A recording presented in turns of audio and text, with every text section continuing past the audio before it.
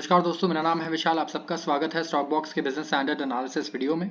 यहाँ पर हम डिस्कस करते हैं बिजनेस न्यूज़पेपर्स के कुछ बढ़िया बेहतरीन आर्टिकल्स।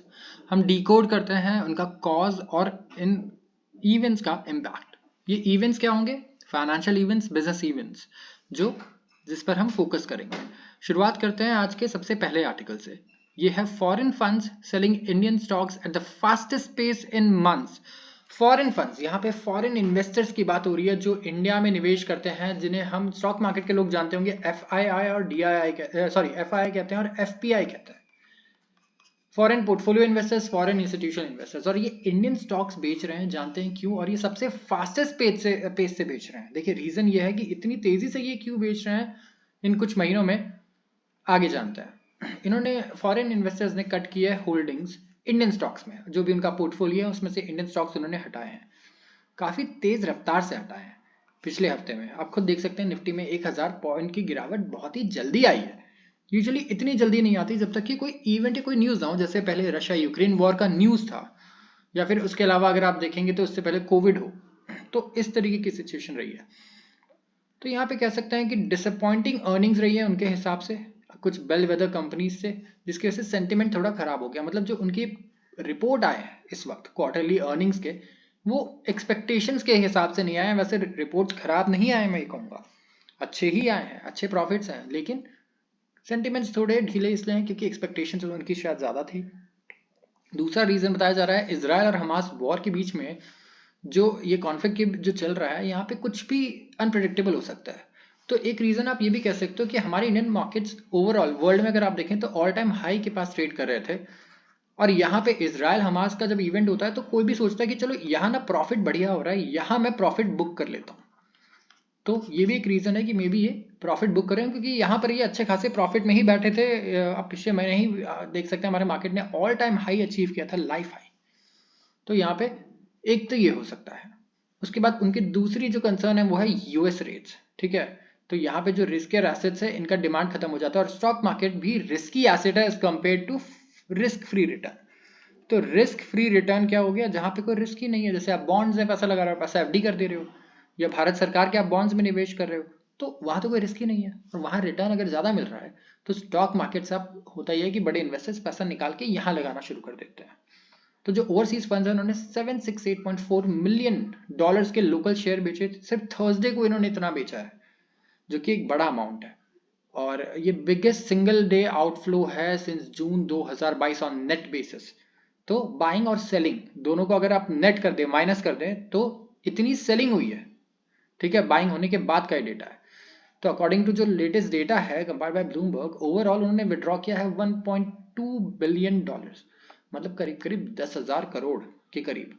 और यहाँ पे इस वीक अगर आप देखें अक्टूबर 26 वाले, जहाँ पे फ्राइडे का डेटा आया है वो अब आना बाकी है, तो ये लार्जेस्ट विड्रॉल है since any week since early February. और फरवरी में था बजट, राइट? अगर लोगों को याद हो, फरवरी में बजट था, और फरवरी से अभी तक का सिंगल डे अगर आप देखें तो सबसे बड़ा विड्रॉल है ये।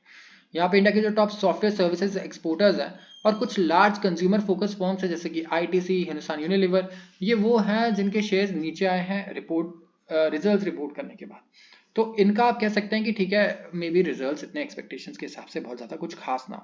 अगर बहुत अच्छे आते तो हो सकता था, एक्सपेक्टेशंस को अगर अच्छे से बीट करते तो यहाँ पे वैल्यूएशन हो सकती थी, पोर्टफोलियो में रख सकते थे इसे।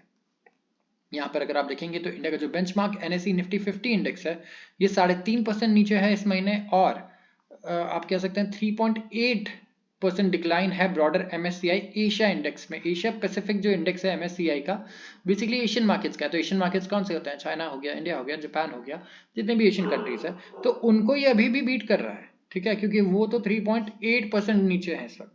तो जियोपॉलिटिकल टेंशन और mixed second quarter earnings in India है, इसकी वजह से इंडिया के जो इन्वेस्टर्स हैं, जो इंडिया में निवेश कर रहे हैं बाहर के इन्वेस्टर्स, उनका नियर टर्म प्रोस्पेक्ट्स खराब हो गया। तो देखिए लॉन्ग टर्म के लिए तो कोई दिक्कत नहीं है, लेकिन जो नियर टर्म प्रोस्पेक्ट्स खराब है तो उन्हें लगता है कि ये शेयर्स हमें और बेटर वैल्यू पे मिल सकते हैं, तो ये इसीलिए अभी एग्जिट कर रहे हैं। पोर्टफोलियो को कैश में रख रहे हैं, मे बी बॉन्ड्स में इन्वेस्ट कर रहे हैं, ठीक है, इंटरेस्ट इनकम में पैसे लगा रहे हैं। तो इसी की वजह से यहाँ पे एक सेल ऑफ देखने को मिल रहा है।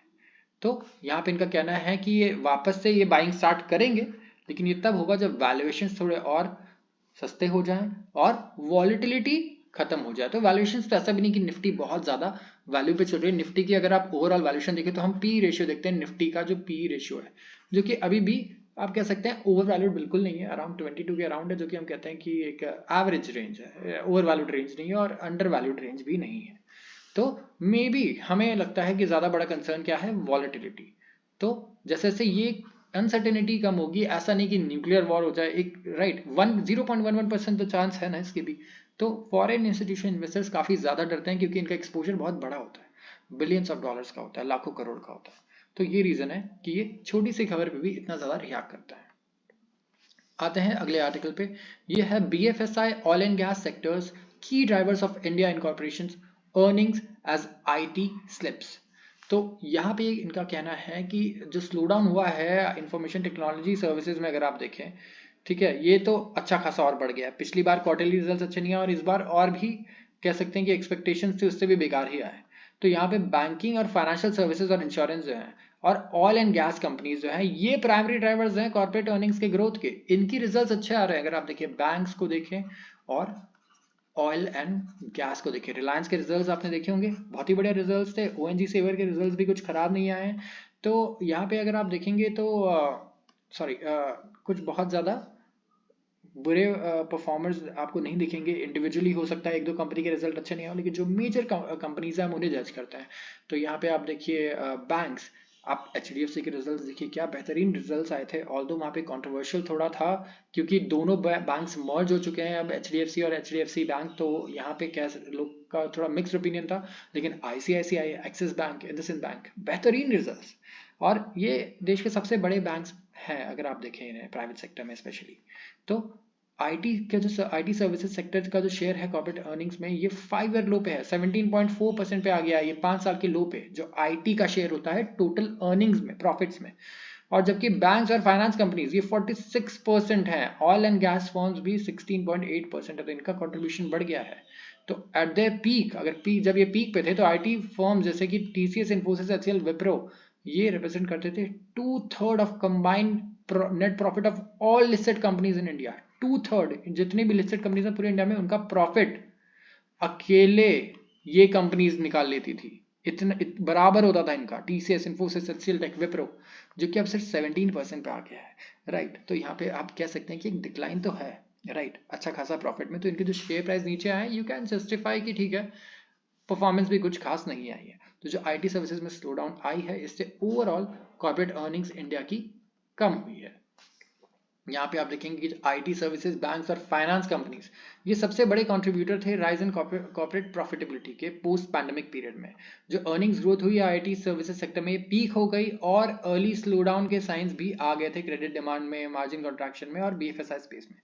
तो ओवरऑल अगर आप देखें तो ठीक है, आईटी कंपनीज अभी बेकार चल रही हैं, बट फ्यूचर आउटलुक इतना खराब हमेशा नहीं रहने वाला। शॉर्ट टर्म में, मीडियम टर्म में हो सकता है थोड़ा ब्लीक आउटलुक है। और रीजन क्या है, आईटी सेक्टर जो है पैसा कमाता है, ये एक्सपोर्ट ऑफ सर्विसेज है, राइट। ये सर्विसेज एक्सपोर्ट करता है बाहर, यूएस में, यूरोप में। और यहाँ पे आप कह सकते हैं अभी इतना ज़्यादा ग्रोथ नहीं है, अनसर्टेनिटी काफ़ी ज़्यादा है। तो जैसे जैसे यहाँ पे ग्रोथ रेट अच्छा आता है इन दो कॉन्टिनेंट्स में, सॉरी कंट्री, यूएस में और यूरोप में, तो यहाँ पे देखने को मिलेगा कि आईटी फर्म्स भी फिर पिक करेंगे, उनका भी रेवेन्यू जो है वो बढ़िया होना शुरू हो जाएगा। तो यूएस की कंपनी ज़्यादा पैसे खर्च नहीं कर रही हैं, जब सर्विसेज ही नहीं ले रही हैं हमारी कंपनी से या कहीं से भी ले ही नहीं रही हैं, तो फिर ऑफकोर्स यहाँ पे रेवेन्यू थोड़ा नीचे आना बनता है। तो यहाँ पर आप देखें कि वेट एंड वॉच सिचुएशन है आईटी वालों के लिए स्पेशली, कि देखते हैं कब तक आउटलुक बढ़िया आना शुरू होता है। और बाकी बैंक्स और ऑयल एंड गैस ये तो बहुत अच्छा परफॉर्म कर ही रहे हैं। तो आज के लिए बस इतना ही। अगर आपको वीडियो पसंद आई हो तो ज़रूर इसे लाइक कीजिएगा, सब्सक्राइब कीजिएगा चैनल को, एंड कल फिर दोबारा मिलते हैं इसी समय। धन्यवाद।